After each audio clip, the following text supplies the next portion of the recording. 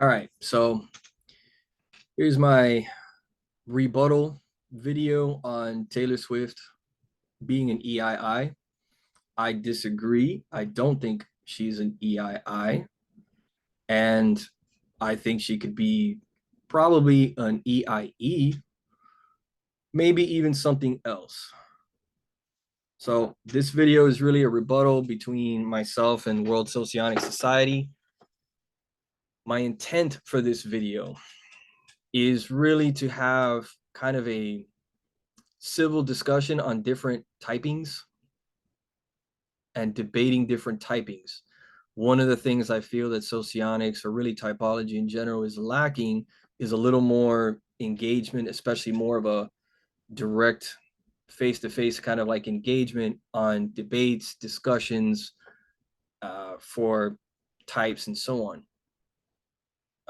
I know that Jack agrees with me on that one. He's mentioned in the past that there's a lot of head nodding and people just being nice to each other, but not really doing any critical thinking and analyzing stuff. So that's part of the reason why I chose to kind of do it like this. I think that Jack is a good sport and is up for discussion and debating things. Secondly, I think that this is a great way to learn for a lot of people, uh, whether it be myself, whether it be Jack, or anyone watching this. You can learn. You can learn from the conversations, what we discuss, how we discuss it, how we construct arguments, and what we do in it, basically. Okay. Uh, so, yeah, this is also an attempt at maybe setting a standard, a role model, being a role model on engaging in this kind of debate, um, and demonstrating perhaps being able to sort of build a case on what you think a certain type should be by bringing evidence and comments and suggestions and so on. Again, something that is often sorely lacking in typology world. Okay. So that's getting that piece out. So back to the Taylor Swift thing. So let me share my screen for a minute. All right. Oof. Yeah, there's a. All right. So this is my video on Taylor Swift where I was kind of poking on this again. It's in the interest of learning for everyone and anyone who's watching this or involved in this and so on. So here's World Socionics. Shit. Wrong one. Response, making a comment, essentially laying out that I should substantiate more how Taylor is an EIE and how her being idealized, romanticized relationships and pursuing relationships would be an EIE thing to do. And then he further goes on to discuss that essentially an EII would, in fact, be likely to go after relationships and so on because they have an FINE blocking on top. In other words, stating that they are very open towards people. They're very accepting of people. They're willing to give people the benefit of the doubt, to give people opportunities, and so on, right? That's something that the entire Delta Quadrant is kind of known for. And since an EII is dominant FENI, he's suggesting that they're much more likely to be very open to dating people. I disagree. I think there's a mistake in that thinking. And then at the bottom, he has a video that he was showing on how Taylor Swift has very weak SE in the video because apparently she's playing Twister with a couple of fans that happen to be like middle-aged men. And at the time, Taylor was about 16. Okay. So my points on this, let's get into it here. So I'm pretty much going to work backwards because I think it's the simplest thing to do. The SE video with her being very awkward and so on, it really didn't even seem that awkward to me, to be honest. And I might be weird, perhaps, but I think that for those who watch it, they feel that you don't really see any need for SE. It's awkward only in the sense that you're looking at a 16-year-old girl who for some reason is playing Twister with two random middle-aged men in um, a room somewhere. And for some reason, this looks like it was pre-approved by her management staff. And you're wondering, for the love of God, why her management staff would approve of this. But it doesn't really get weird. Nobody's touching nobody. Nobody's being really all that inappropriate outside of the fact that you have two middle-aged guys. How that video really demonstrates weak or polar SE, I don't see it. I think it doesn't hold any real water. What SE are you looking to find in that situation? A situation with a 16-year-old girl who is at the very start of her career, kind of going along with the promotion and management and so on. I don't know what you were expecting to see in there. Her to yell at the guys to get away or stuff. I'm not sure what you were looking for there. So I don't think that really gets anywhere. So moving on. So now on to the meat of it. Is Taylor Swift an EII? And this is my main point, because I don't think she's an EII. I'd be willing to entertain some other types, but I don't think EII fits. The issue with the FINE blocking, I think there's a misunderstanding there. EIIs with FINE are very accepting and open-minded with people, particularly casually, people that they are just meeting, friends, colleagues, co-workers, people they hear about in the news. But when it comes to their intimate relationships, the game changes. They are now a lot more picky about who they get involved with. It's a slow process that they really think about it, take their time with it, feel it out very well before they engage. And the reason that is because FI value types, especially an FI dominant type, view intimate relationship as a huge deal. It's a big deal to them. It's not something they're going to enter into lightly, and it's not something that they're going to get out of easily either. They invest so much of their heart and soul that is tough to get out of, and they know that. So they are not the type to be diving in and out of relationships. If a relationship fails or it's not working, they may be a type that is very slow to get out of an obviously bad relationship because they're just so invested.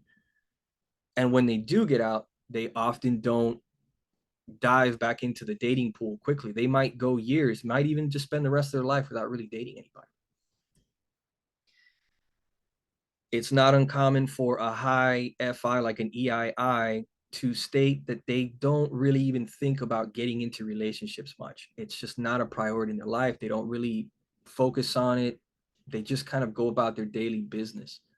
If a relationship should come, then they feel it out and they get on with it. But it's not something that they're really focusing their attention on.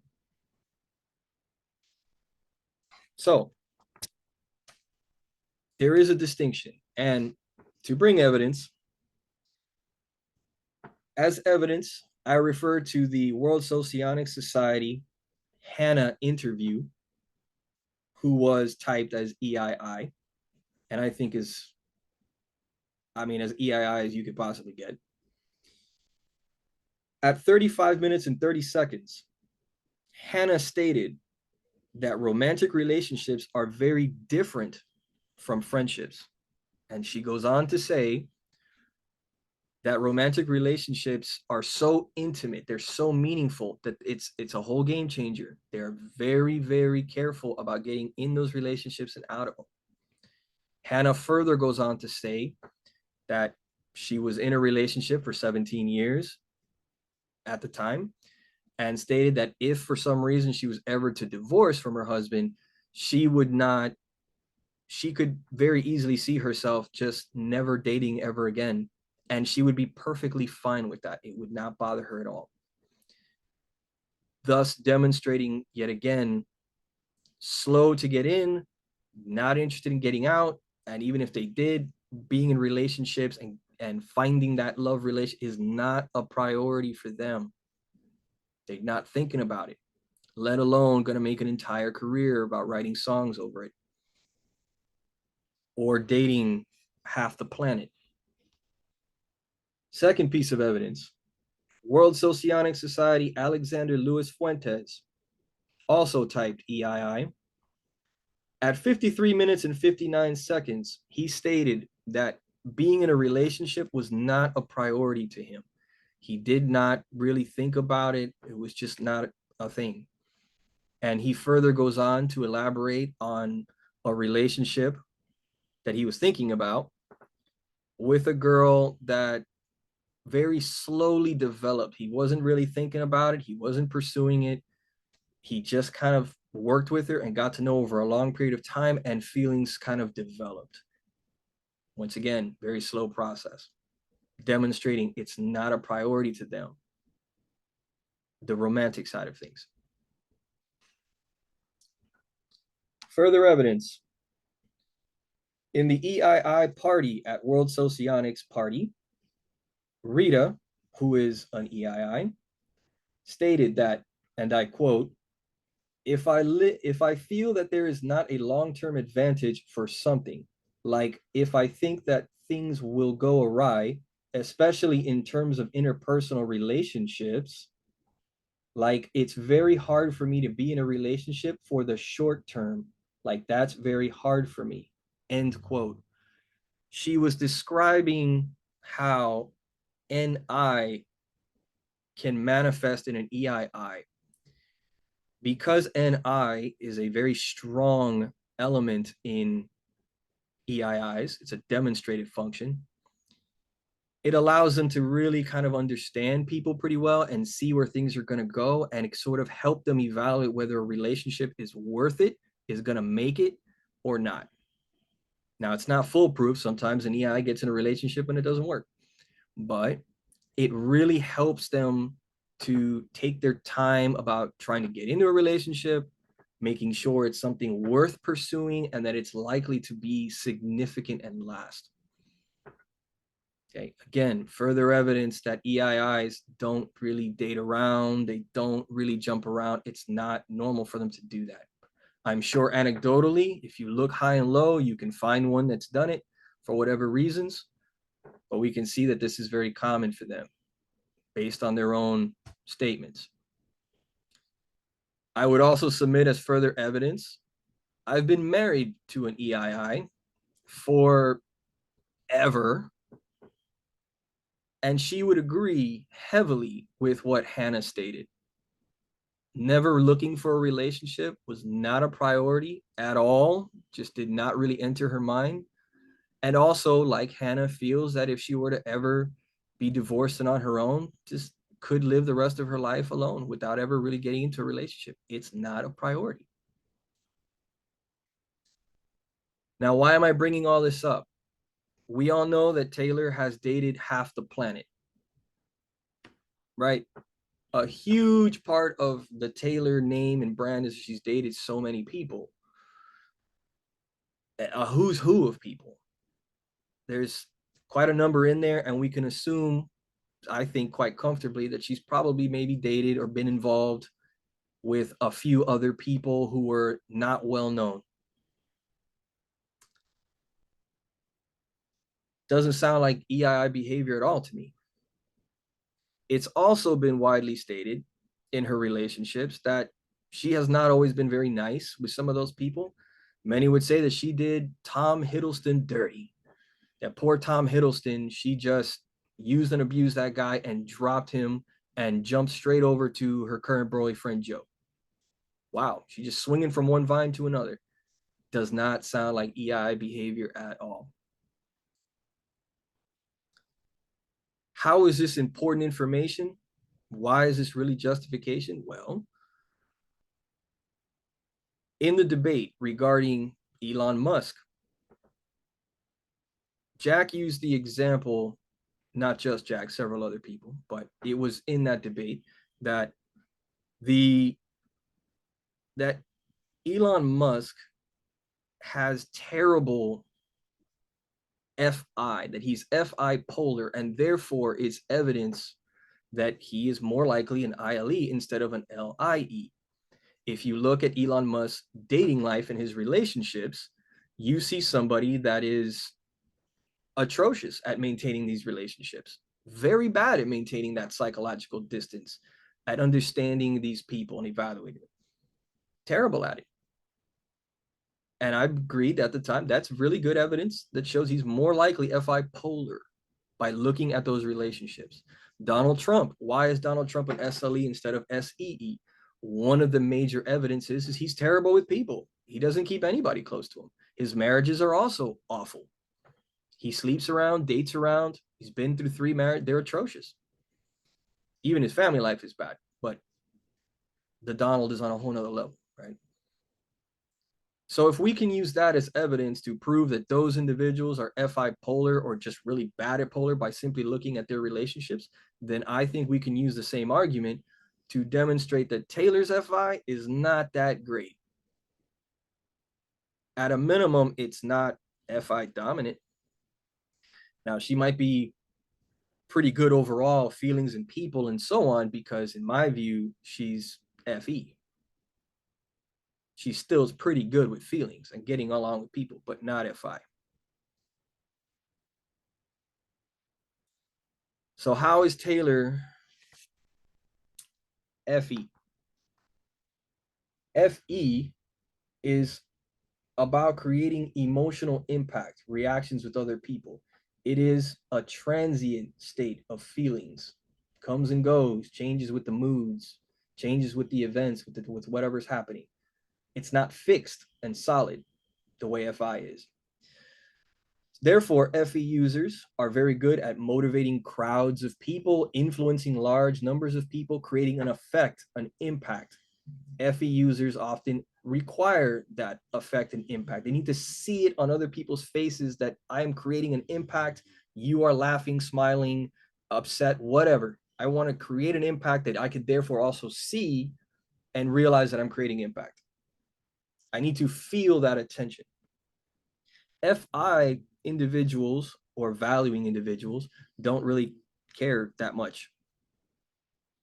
Hence, you look at gammas, deltas, who value FI are usually quiet people. They're not terribly exciting sometimes. They care about what they care about and they just quietly go on about their business. They're not really that interested in making a huge impact. It's not a big deal. They often do things for their own reasons and don't really care that much if other people like it or don't like it. It's not that big a deal. They don't need that validation. If you check out Taylor's Miss Americana documentary on Netflix, so easy to find, I'll take a quote from there that you can see in the beginning. Quote, I had that praise that Taylor, you're doing a good work. You're doing a good job at being a songwriter. You're doing a good job at being a musician. Like those pats on the head were all I lived for. End quote.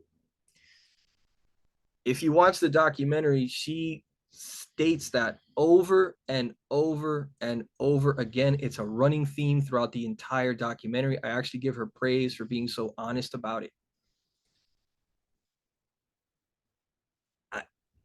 Wow, that to me sounds like FE. She constantly talks about living for the crowd, living for the imp, living for the clap. She loves and feeds on that praise.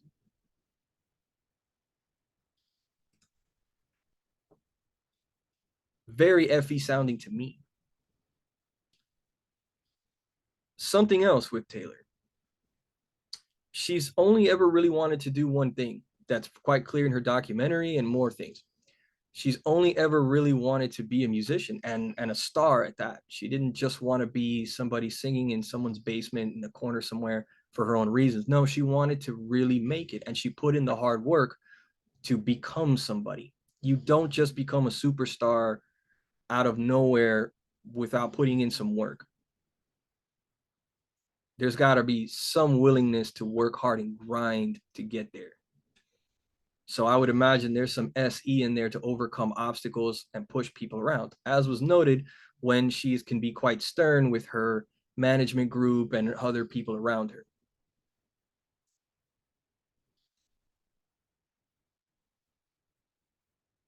Taylor only ever wanted to be a singer, a musician, since she was very, very young. Her first major album was when she was 16.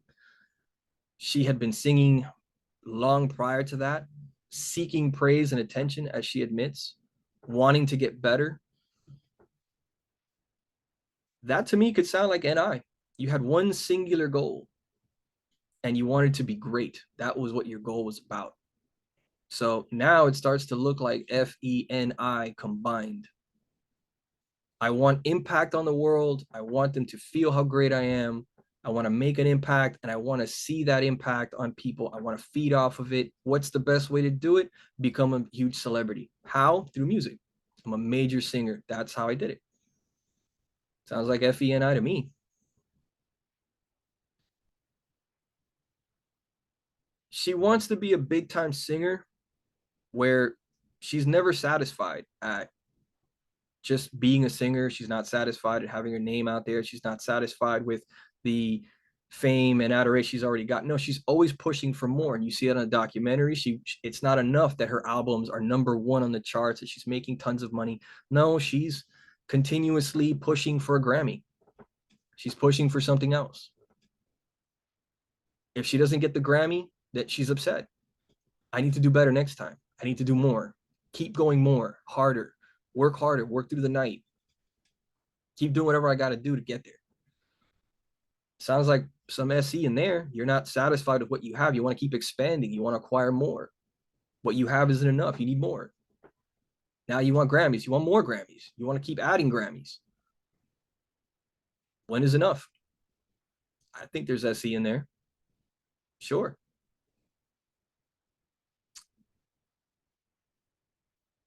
Her whole career has been built on this idolizing of romance, right? I don't think anyone disputes that, right? Most of her songs are about it, looking for the perfect love. You see that in her on stage performances. It was in my other video. It's very romanticized. You could say it's very idealism. It sounds almost like the idealistic viewpoints of a teenager. Well, what is beta quadra? Beta quadra is considered the teenage years, right? Alpha is for the children, the child years, youthfulness of a child. Beta is the teenage years. And then gamma is where we get to more adulting. And then delta, we get to our older age where we're kind of old and wise now. I think a lot of the over romanticization of love and looking for the perfect love, and it sounds like a teenage girl, is what it sounds like, that just never moves on.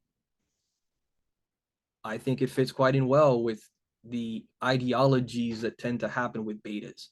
Sometimes people tend to think of those ideologies as only being about religion or some godly figure, or always a hierarchy of a king or something like that. But another ideology can be to fall in love with love, a romanticized, idealized love, this perfect love that you're constantly searching for.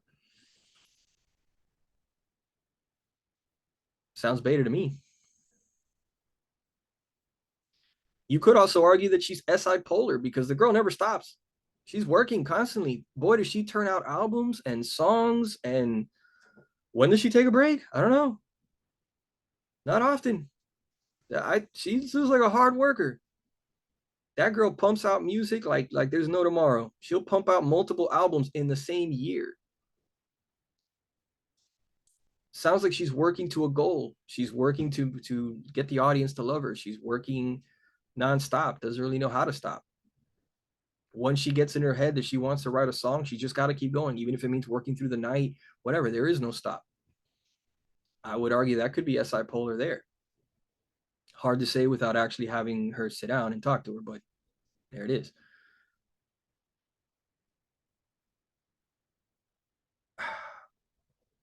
Another piece. She is pretty public with her relationships as well. She's known to blast them. I mentioned the Tom Hiddleston thing is an absolute disaster. I think nobody disputes that. She was pretty rough with him. Jumped away from him and went on to her current boyfriend. She's been known to blast all her relationships, to be very petty in her approach. She's been criticized for that. I would encourage you to go check out the monologue song. I will put a link in there. I tried putting it on here, but it's going to be a copyright issue, so too bad. It's rather funny, so I encourage you to go check it out. Monologue song. It's pretty bad. And calling one of the exes a douchebag and so on. All of her fans know every relationship she's talking about. They all know who she's dissing in every song because she doesn't really hide it. She kind of thinly masks it, makes it simple for anyone to know. And it becomes a thing where fans love to figure out who she's blasting now. She's not very private. This is also something that an EII, in my view, does not do. And certainly doesn't do for every single boyfriend. What, every single one of them was that bad that you have to blast all of them? Nah, EI doesn't do that. I, once again, disagree with that. See where else we're at with this. I don't know. That's left. So I guess the final point, also another piece, themes. In the World Socionics Society video on SE plus FE themes, Jack talks about how this is a type that wants to go above the norm. They want their name to be grand. They want statues made in their honor. They want to be somebody huge. They want to be a major player that history books are going to write about. They're above the mundane. They have impact on society. Their name will be known. Sounds like that's something Taylor Swift has been working her whole life for. SEFE theme, or FESE, I think in her case. That sounds a lot more like it. Meanwhile, EIIs are often talking about working for the little guy. They're working for, you know, the unheard minority, people that nobody seems to care about. Delta Quadrant in general tend to be more about conservation and doing the little things to kind of give back, rather than reaching for the stars with grandeur and achievement. Alexander Fuentes, in his interview, he stated that he wanted to be a marine biologist. He wanted to kind of help animals, do what he can for them. Marine biology, there's no money in that. There's no prestige in that. But that's what he wants to do. That's where his heart takes him. Hannah, in hers, stated that she wanted to help the elderly who were dying in hospice and so on. She was very concerned with how people feel before they die. There's no money or glory in that. There's no prestige in any of that. She's helping a minority. My own wife wants to help the she wants to help with sign language for the verbally impaired, right? For people that are deaf or blind and so on, and all these poor people that they can't even contact 911 because the 911 people don't have interpreters. They have no one who can sign to help the deaf. What are you supposed to do when you're deaf? They can't hear you. They can't speak to you. It's a minority. It's a group of people that are unheard of, that nobody cares about, and there's no money in it. There's no glamour in it. But as usual, EIIs tend to be interested in doing these kinds of services for the unheard, the unseen. It's very common for them to do that. What Taylor is doing, I don't see her doing anything from the unheard and unseen. I see her dominating, looking for the next Grammy. She may have a charity or two here on the side, but that's not her focus. That's just something she throws extra cash in. So I don't see the EII again.